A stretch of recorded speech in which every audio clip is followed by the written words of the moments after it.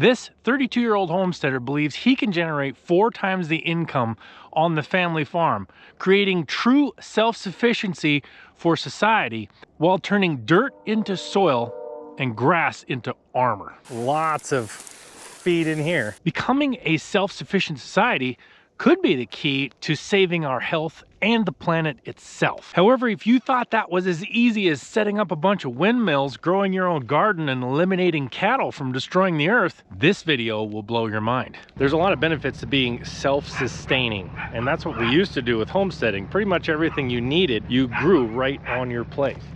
You're Matthew. Yep. I'm just meeting Matthew here for the first time. When did you move here? Were you? This homestead, so from 1911 is when the family moved out. Oh, so your family's been here a long time. Yeah. And this is your brother? Yep, my brother Marty. Marty? Howdy. Good to meet you. Trinity. Getting ready to go do chores. Starting on the regenerative farming, like Yep. kind of what's the thought process? Because we've only got about 1,000 controlled acres, you can't really make enough money to support 2 full families. You can actually increase your production 3 to 4 times. You have to show me how you're doing that. In the 1950s, the Montanans ate 70% of the food that was grown in Montana. 3% now. It shows you where we've gone with our food systems. It's completely changing to really concentrated food systems. And the sad part of it is it's not really all that healthy of food. Obviously, we have a country that's sick, so Yep. we really aren't doing the right things for our health. We as humans always like to try to cheat the system or get there a little bit quicker. Right. There's some things that just can't be cheated or messed with because, you know, for every action there's an equal and opposite reaction. What you're doing is you're kind of kicking the can down the road for the next guy in a sense. When you cheat, yeah. When you cheat, and at some point that can ain't going to be able to be kicked no more. Exactly. And we mine fertilizer. Yep. And then pump it on the ground instead of using natural animal fertilizer. Here's your little band of sheep. Now how many sheep is this? That's all the ewes, so there's 175. I am planning, I really don't want to put a number on. I want to grow it so big. It's time to make this place make money. Yeah, and here's a dog. Yeah. So is this a guard dog here? Yes, yep, so that's our first one. And what breed? So she's supposedly a Great Pyrenees and Akbah mix, but she didn't grow to what I was hoping she would. No, she's a little smaller than some of the ones I've seen. Yeah. Yeah. So I think she's got more mutt in her than those 2 breeds. Okay. You just got the one here? With this band. So we've one got here 4 guard dogs. Gotcha. Are they friendly? Yeah. Yeah. Yeah. No, these they're all as good as can be. Yeah. So You're trying to. They're friendly to people, but they are for not the most friendly part. to no. coyotes. And this has a little metal in it, so you can electrify it, right? Yep. This is electric wire, Right. and you want that about 8,000 for sheep, 8 to 10,000 volts. Oh, really? Otherwise, because the sheep they don't respect it. They don't hit it good enough. Unlike a cow. A cow is super easy to keep in an electric fence. The thing with a cow is they're curious.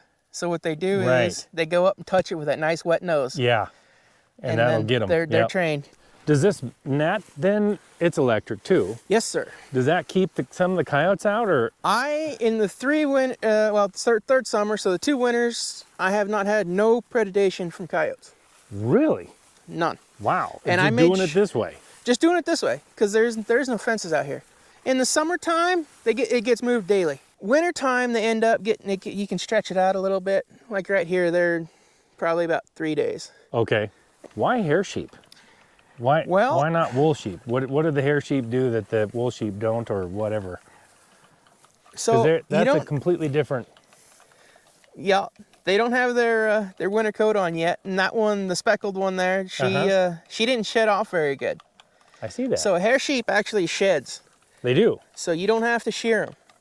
Oh, so I see. That gets rid of that cost, because looking into the sheep, that's one thing I heard a lot of the farmers, it cost me money to shear the sheep. Because that's a tough thing. So this is from Duckworth. You know, they've found a way to go from their sheep all the way to the end process, but that is a very complicated process. And expensive.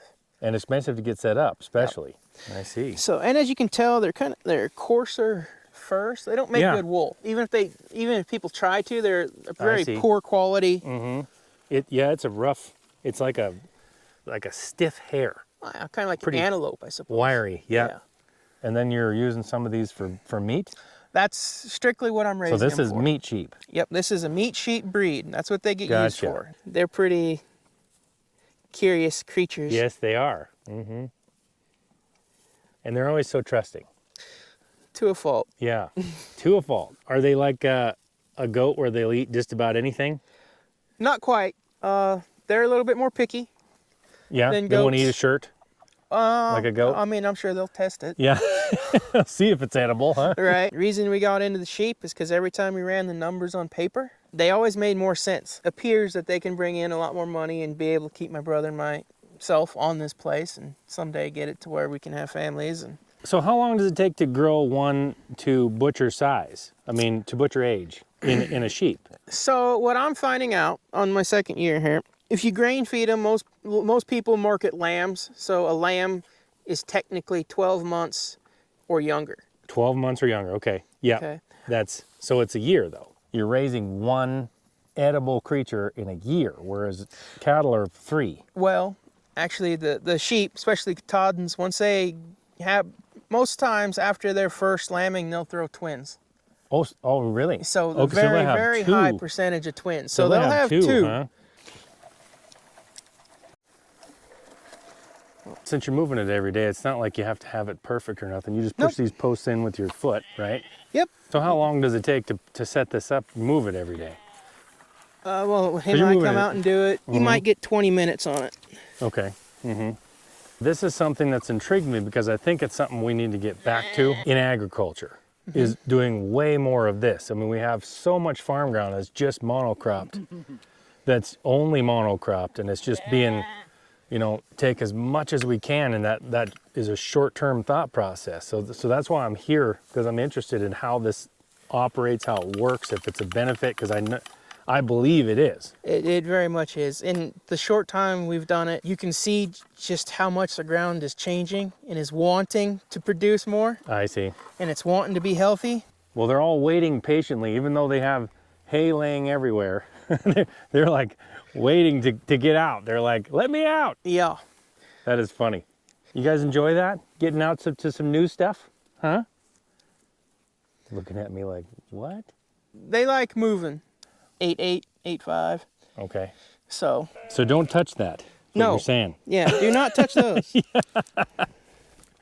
How did your family deal with, what did they think when you came up with these new ideas and everything? That's a great idea. They thought it was funnier than all heck. Did they? Growing up, I read Louis L'Amour books, Western books. Only thing a sheep was good for was maybe target practice. Right. Maggots. I said multiple times, never would a sheep touch this place. Right. Then I brought them onto the farm.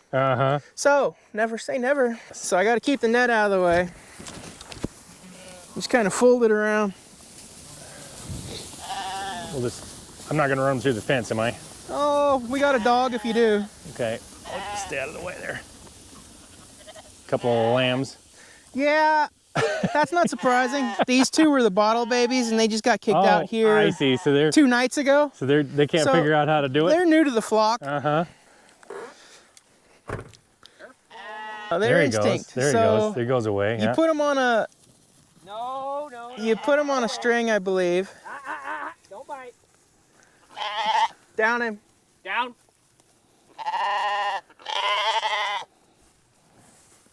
Down. Down. Good boy. You put him on a string and then you can run him in a circle. He's not sure, huh? He's not sure what they're doing, yeah. First time on camera working. You got to figure this out, don't you? Yeah. So then you have to put them back in here at night? Yep. So then tonight we'll come out, use the dog. Get them back. Well, you have to put the wire back up and then you chase them through the gate, or how do you do that? Most time at night they'll just be back in here. Oh, will they? But first season I had sheep, when I watched them graze, they just went along and they'll strip the alfalfa plant complete and just leave the stems up in the air. Yeah, and they're digging down in there for some leafy stuff and the bottom. Yep. Energy from the sheep itself is going kind of down through the hooves in the ground and stimulating the soil. Well, right here I'd probably say dirt, but Yep. and So putting because some. you're trying to get this back to a healthier soil is what you're trying to do. Yes, yeah. Well, that's kind of our mission here, is make as healthy a meat as we can for people and be really good stewards of the land and leave it better for other people that someday will appreciate the good stewardship. While the family's been here for so long, I'd almost consider this a first generation startup, because this place hasn't had commercial animals on it since the late 40s. Animals they're a lot more work. Farming in and of itself, sometimes, yes, you're pushed for time, different seasons of the year and everything, but sometimes you can park stuff and leave. Yep. Whereas animals, you have to be there or have somebody there all the time. We have So another this is- pickup that comes out and will just, another tank just like that one, and we'll Okay. run a pump and fill it up, and then it's just gravity fed down Now, through the that hose. way you can move this along with Yep, the sheep. the whole system gets Gotcha. moved, because we have to haul all the water. I mean, a lot of this country, it's happening all over, like up by Conrad, all along the High Line and everything. A lot of that country was cattle country. But now there's hardly, everybody used to have like a few cattle, even if they didn't run all cattle. Now you don't hardly see any cattle at all, and all the fences are run down. A lot of times the cattle will range in a huge area, and that's what they're doing. They're not eating all of the grass down. No. They're just picking what they like. Candy. Yep, the grasses that they like, and then they never get going, is what you're saying. Yep. So they'll leave a lot of the other stuff that's more coarse and doesn't taste as good, but they're eating that good grass down until it doesn't come up anymore. Yep. And so then what So goes when- to seed? Yeah, what goes to seed is the grasses that don't taste very good. Yep. So on this, why you're moving them every day is to make sure that they eat all of it, move them to the next spot, and let that completely rest then for the whole year. At least a year. At least a year. It could possibly be up to 18 months. So Christian, got the Bible, you you put your land in rest every 7 years. So at some point, that there's always on this ground, well, especially right now, but there will always be some land that's been sitting stagnant for a year that has nothing other than wild animals grazing it. Nothing's touched it. And that'll just help. In the Bible, when God was talking to the Israelites, he was saying, you plant crops for 6 years, and then in the 7th year, you let it completely rest. That's what he's talking about, right? Yep. So do you sell hay then to outside people? Is that what you do? At the moment, that's what we've done since 2008, and we're trying to get away from that now that we're on the regen egg and our own animals and trying to improve the place. So trying to produce meat and sell meat instead of producing feed and then removing all of the, basically, I mean, it's the way we do it, but you take this hay and you're moving it from the place every year. So you're taking whatever grows and you're taking it off the land, but nothing's coming back onto the land. Yeah. So when you're feeding the hay to the sheep or cattle or anything, you're taking the hay off, but then you're actually putting it back on the ground in the form of manure and being stomped in and all that material and all that. So that is a different way of, it's going back into the soil. Right. People are going to want to buy beef than lamb at the moment. It's just And how it is. It could come back. So I've been doing a couple of these videos about the sheep, and one thing I didn't think about is there's a whole generation that grew up that fought in World War II, sitting in a foxhole or a ditch somewhere, and what they had to eat was mutton in a can.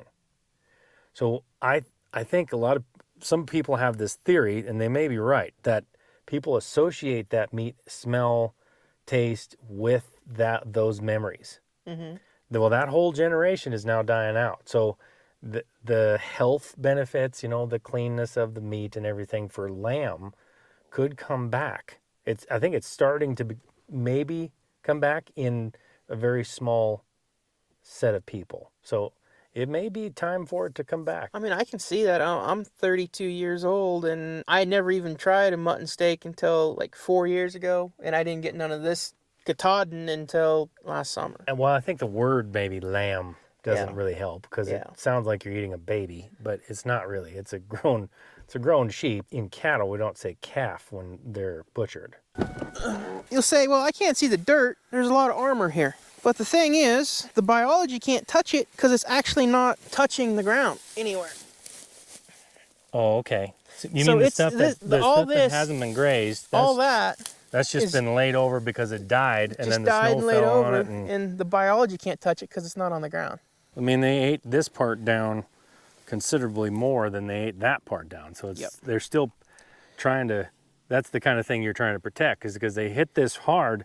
So if they were in here, if they hit in here for longer, Yeah, They this would would be come- gone again. they'd come back to here and eat this again. That would be gone. Because they'd come back and eat that. Yep. Gotcha. Yep. Because it's been so long, there really wasn't dung beetles here. So ivermectin and stuff will actually, it kills the biology in the gut Yep. of a cow Yep. to get rid of the bad parasites. Mm-hmm. It also gets rid of the good parasites. I see. It's like a bullet. It can't tell the difference. Right. Can you actually see the beetles? Is that a beetle right there? Yep, that's a dung beetle right there. Okay. Yeah. And this is the first year that they show up and they start Yeah. crawling. And they're putting more and more into the soil, So they're taking that liquid and the nutrients and pushing it down into the ground. are they coming out of the cow? Or are they coming no, out of the they're ground? just showing up. Are they like out here in this ecosystem and they're coming up to the, or are they coming out of the They cow would have just themselves? came from somewhere, and now they're just kind of jumping from pat to pat Okay. and following the Now cows. they're just following the cows. So Yep. they're, and what they're doing is they're coming up into the patty and then they're bringing that down into putting the the ground. ball and down, laying their eggs, and more of them. Okay. Okay. So I mean, if you put So that brings fertilizer into the ground Yep. deeper. Yep. For some reason, people now have this idea that it's supposed to look untouched forever. Mm-hmm. Which doesn't make any sense because we had 60 million buffalo doing all over.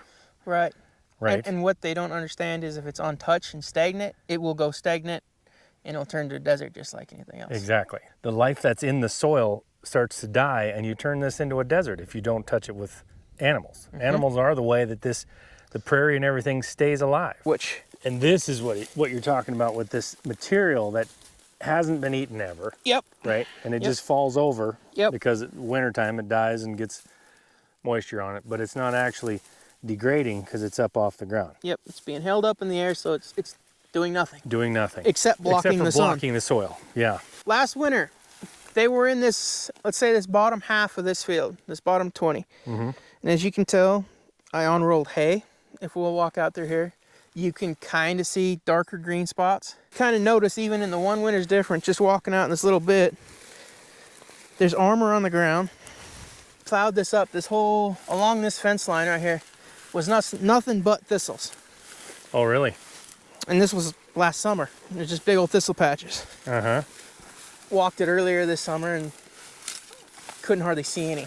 Is that because the grass is crowding it out, you Yep. think? So you're because of the grazing practice, you're getting that grass to come up stronger and more powerful and is choking out the Right. other stuff? Yep. Okay. And you're gonna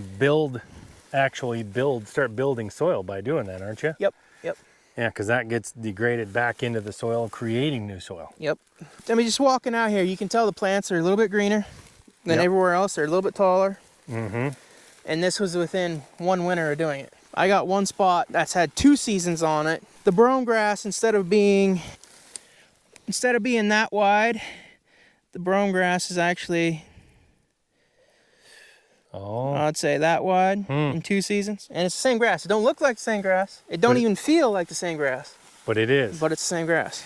There's lots of feed in here. When Lewis and Clark came through here, you had a couple thousand years at least of buffalo doing what you're trying to replicate.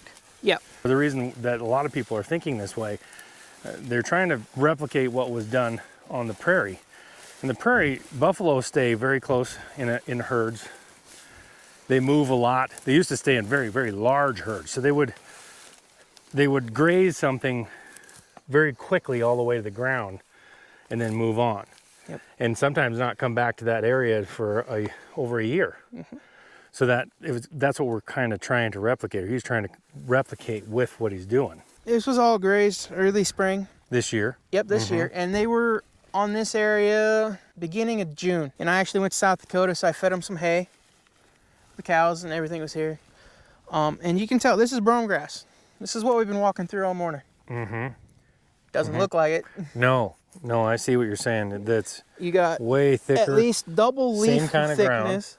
It feels completely different. Softer. It's softer. Yeah. And this is just kind of a little snippet of, like, this is what it can all turn into. Imagine this whole place like this with grass in the springtime that grows up to that Versus what we've dry, been working in. Uh-huh. I mean, you can see fence line. Like, this is where I fed. This is the fence. Didn't have no hay on it. So in 2 years' time, completely changing what the ground looks like, what it produces, and with proper management, you can double or triple your farm. Well, now the kid can stay on the place because the place is making money, or it gives a person hope. You don't have to have a 20,000 acre place to be a rancher. We stopped buying store-bought meat, stopped eating all the junk food. My brother and I gone to, I call it the meat-based diet, because we eat raw cheese, raw milk, where a lot of people that are on carnivore, that they won't touch none of that.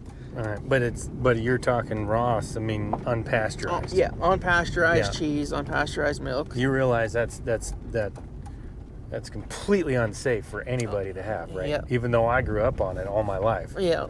Until they outlawed it. It's completely unsafe, but you can buy cereal that you can, like Frosted Flakes, you can actually put a magnet on and make the flakes move because it's got so much iron in it. Exactly.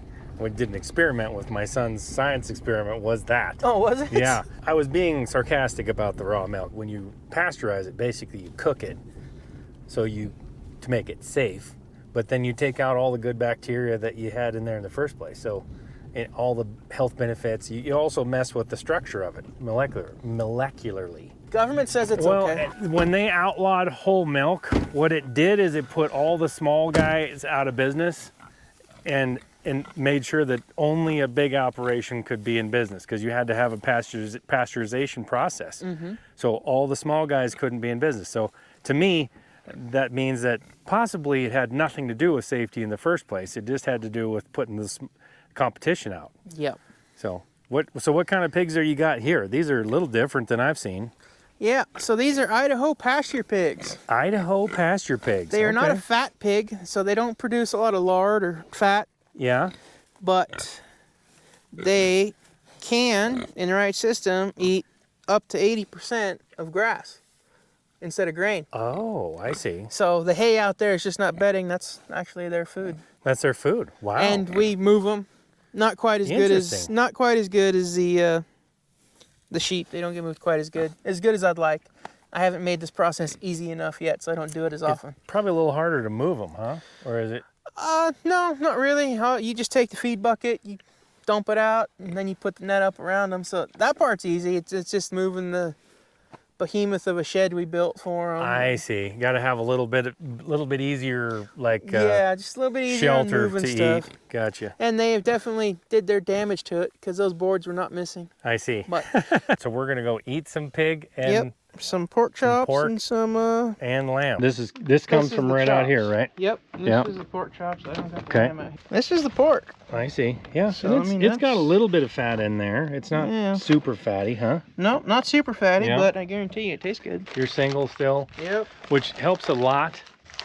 Yeah, with the way of life we got. With how you're living and stuff. You can be broke and still make it. You can still be broke, because it really, what you have to do to live on, you can do a lot if you keep your standard of living below what your money intake is, right? Yep. Which is really hard to do once you get married and get a family, because then there's just so many more demands on your living, what would you say? Just your lifestyle, I suppose. Yes, yeah, your lifestyle. Because you guys does he live in that camper over there? Wintertime we all live in the house. You have a YouTube channel, right? I do. What is it? 406 Regen, R-E-G-E-N. 406 Regen, okay. Yep. This here, I just noticed your lightning cable. Yeah. That's what that is, isn't it? So you got a rod up there and then a lightning cable that goes to the ground. Yeah. Yeah, so my uncles and my dad were sitting in the kitchen one time during a lightning storm. They were all having coffee. One of his uncles was sitting in a chair up next to the coffee maker, actually. And lightning came sideways through the wall and hit the coffee maker. Well, he jumped like this and dumped coffee on himself, which burned, and everything, all the lights went out. He said, "I'm hit, I'm hit." That's the lamb. Is this the lamb burgers? Yep. You and her are sisters? No, she's Or brother my and mom. sister? She's Is this my your mom? Yep. How old are you? 95. 94? Good grief. Are they keeping you working on this place? Well, All the time. last year I fell down a couple times, Did you? but I went to Alaska after not getting there for 50 years with my other daughter. I found out I had to get going. We stayed up in the park, and then we had to hike quite a ways to get to where the bus was every day. So I got going again. Mm-hmm. I see. That really helps. Yeah? What do you think is the secret? Partly, I think it's because of my Norwegian heritage. Uh-huh. Partly. Right? Yeah, DNA has a lot to do with that. And then not smoking and drinking and all kinds of things like that. So you didn't smoke back in the day? Oh, no. Oh, good for you. Because that was back in, when you grew up, that was like everybody did it, right? Oh, it's just a lot of them, yeah. Figured the easiest way to stop smoking and drinking is to never start. That's right. That's what I Because figured. it's very hard for people to stop otherwise. It is. So when you're cooking lamb burgers, you cook them all the way done, or We don't. Yeah, Looks see, it's good. a little pink in that Yep. one yet. Mhm. And this is the pork? yep, that's the pork.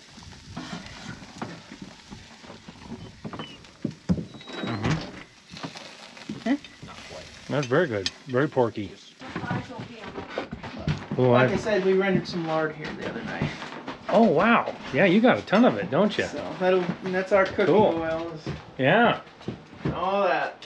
So this is what, so you'll use this for cooking in a pan? Yep, that's it. Okay. We don't use olive oil, nothing. We keep a jar on top of the stove top. About as healthy as you can get as far as I'm concerned. So what he normally One of does, these.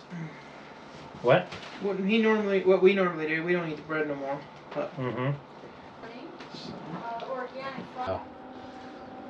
The lamb burger completely unadorned. Well, other than butter. So we can see.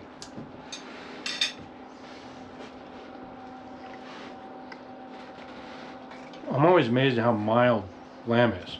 Mm-hmm. It's a very delicate flavor. It's not at all like a...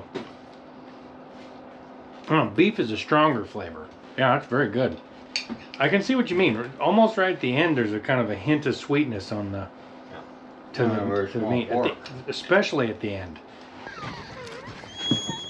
Hey, dog. How you doing? That's one big dog. I believe the pork turned out good for first time raising it. If you can eat a piece of meat with just salt on it, or salt and pepper, Yeah. and that's all you need, you have a good piece of meat. Nope, other than the land, this is basically a startup operation here with the Right. flock. You know, this is only our third summer owning sheep. So, but Well, good luck, man. yep, Appreciate it. Yeah. And go check out his YouTube channel. What is it again? 406 Regen. That's right, 406 Regen. There is much more to this conversation with Matthew, and there's a lot of behind the scenes footage. If you want to see that, make sure you go to lifeinthewest.com and join my community on Locals to see that behind the scenes footage. What I do is make videos and live streams showing the real lives of people who live in between the cities, who care about their family values, and who sustain land and food security that we should all care about. If you care about those things as well, then make sure you join this community. It's time to stop hiding in the shadows and let people know what rural families do for their country. I'm Trinity Vandenaker. God bless. So go to lifeinthewest.com right now.